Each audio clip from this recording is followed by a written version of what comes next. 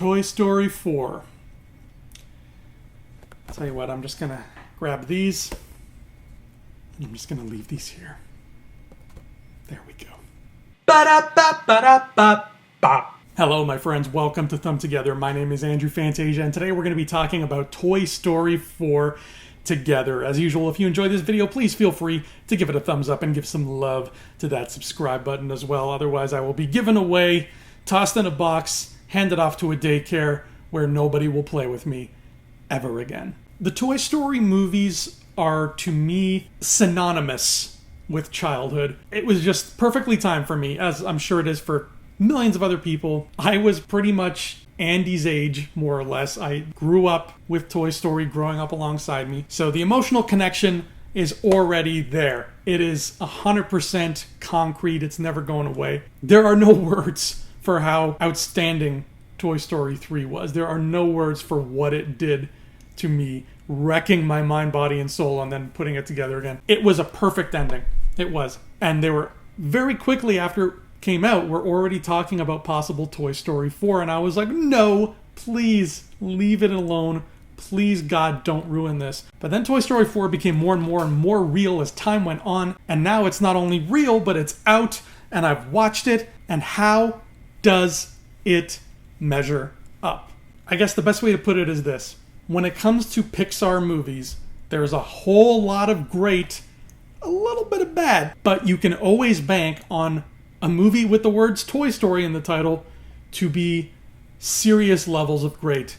And guess what? Toy Story 4 is serious levels of great. This new character, Forky, played by Tony Hale, I gotta give some props to Forky, man. Forky was absolutely adorable. This little spork with the plasticine mouth, he stole my heart. He was so cute. He was so funny. The whole plot with him, wanting to figure out what he was and not understanding the difference between being a toy and being trash, that was gold. Forky is an outstanding new addition to the cast of toys. Speaking of that cast of toys, though, here's where things start to skew a little off. Not bad, but off. The whole cast of toys are still there. You still got Ham, the Potato Heads, Slinky Dog, Rex, Jessie, Bullseye. They're all there, but they're not really in the thick of things. For the first time since Toy Story 1, the supporting cast of toys doesn't get super duper involved in the action this time around.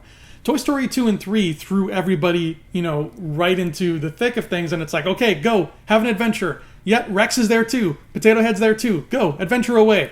Have fun. Toy Story 1 was strictly Woody and Buzz doing their own thing, with the other toys just kind of having comments here and there. Toy Story 4 is kind of the same thing. It's Woody, Buzz, and Bo Peep. Mainly Woody and Bo Peep, actually. Buzz kind of takes a backseat, too. And the other toys are doing stuff, but not really doing stuff. They're just kind of there. They're around. And you never forget that they're there, but they're not really getting their hands dirty. So in a way, it feels kind of like a mix between Toy Story 2 and 3 and Toy Story 1. It feels like they kind of melded those together. Duke Kaboom is another reason why the Keanu-sance is real. Keanu Reeves plays a hell of a funny toy. I'm kind of almost dressed like him today. Heyo. And then you got Christina Hendricks as Gabby Gabby, this new character who I won't reveal too much about because there's a lot of spoilers about Gabby Gabby. But Gabby Gabby, I will say, is probably some of the best subtle animation that I think Pixar has ever done. And when I say subtle, what I mean is this. Gabby is one of those dolls, and we've all seen those dolls where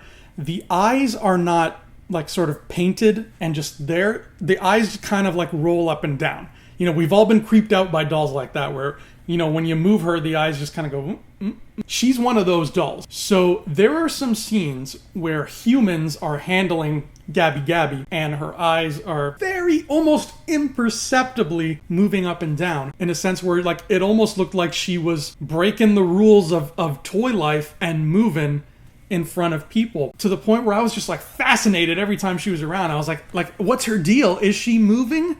Is she like breaking the rules, or is that just the doll's eyes moving? And Gabby Gabby is the kind of character where, she's not really playing for the good team here. She's kind of morally sketchy. So it would stand to reason that, yeah, this is a character who absolutely would break the rules because she's kind of nuts. And some of the funniest moments in the whole film, of course, came from Jordan Peele and Keegan-Michael Key as Ducky and Bunny. I don't want to spoil any of their jokes because their jokes are amazing. The trailer already kind of spoiled a lot of it, so I'm just going to leave it at that and say their jokes are pretty damn fun. But the star of this movie, besides Woody, this is very, very much Woody's movie. The star of this movie was Bo Peep. Bo Peep is back, and we find out in a really cool little flashback what happened to Bo Peep. Why was she not in Toy Story 3?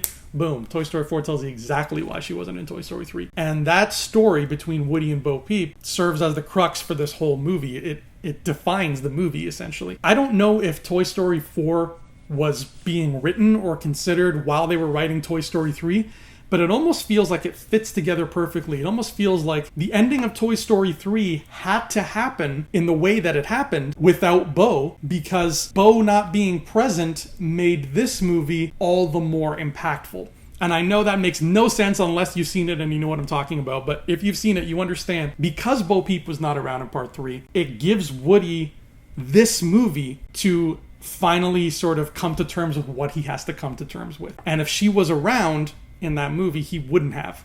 So they fully take advantage of that. Now, again, I don't know what the deal was in the writing room 10 years ago where they're like, yeah, let's leave out Bo Peep because in part 4 we can include it. I don't know if they were planning ahead that much. If so, bravo, Pixar. If not, still, bravo, Pixar, because you made 2 friggin' fantastic movies. Now, as far as this is concerned, Toy Story 3, Up, Inside Out, Coco, they wrecked us. They wrecked us. And we needed 2 boxes of these before we were able to speak without blubbering again. Does Toy Story 4 reach the emotional levels Pixar is known for? Yes. Does Toy Story 4 wreck you the way Toy Story 3 and Up and Inside Out and Coco did?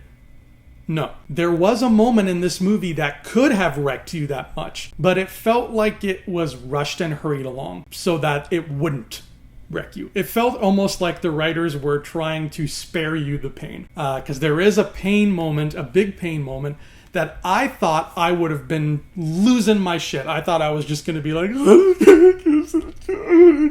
But then the moment ended like that, and we carried on. And I don't know if that was an oversight or if that was intentionally merciful. Whatever the reason, I'm not going to lie, I kind of wish they had let it go on more. I kind of wish that moment had been sadder, because it deserves to be sadder. Especially considering what happens in Toy Story 1, this moment needs to be sadder. And that moment comes right near the end of the film, so it's part of the culmination. It's part of the climax. The culmination of this movie kind of stopped short, just by a hair's breadth, from reaching the greatness of the culmination of 3. If I'm being perfectly honest, Toy Story 4, excellent though it may be, is not as good an ending as Toy Story 3. And that's fine, because as far as I'm concerned, when you made a trilogy that's pretty much almost perfect, like Pixar did, you deserve to make another movie that's pretty much almost perfect. You're fine. I just wish that the ending had been as powerful and as final as the ending of Toy Story 3.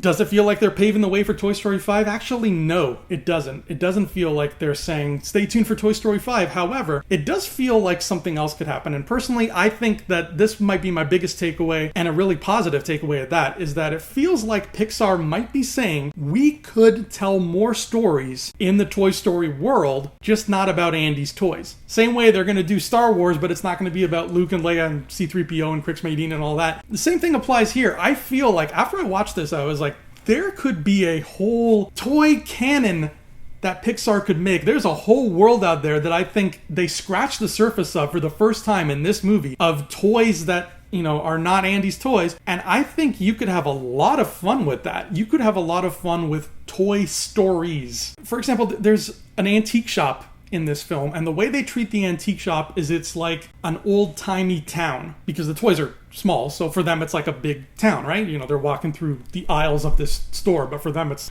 like us walking down city blocks. And at one point, Bo Peep takes Woody into the inside of a pinball machine, which is kind of decorated like it's the seedy dive bar, and that's where they go to recruit Duke Kaboom. And when I saw that, I was like, that feels like, I feel like there are a whole bunch of other places in this world like that, where the toys kind of, you know, the toys that don't have owners go and they hang out in these dark locations, like underneath a jukebox or inside a pinball machine or something like that, where they have their own little adventures playing out that are just totally separate from this story.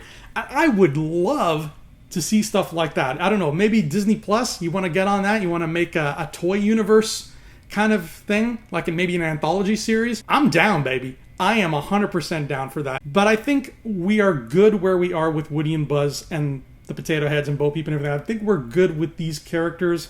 We love them, but we got to say goodbye to them. This image, this poster of Woody is very, not spoilery, but very telling and very fitting for Woody's journey throughout the movie. Toy Story 4 is excellent. It is Pixar at the top of its form. You're not going to have a bad time by any stretch of the imagination. Just don't expect as great an ending as Part 3. And as long as that fact doesn't dampen your spirits, then you are going to have a good time. To my friends, Woody and Buzz Lightyear, I may never see you again in a movie, and I am totally okay with that. But I just need to say personally to you two characters, thank you.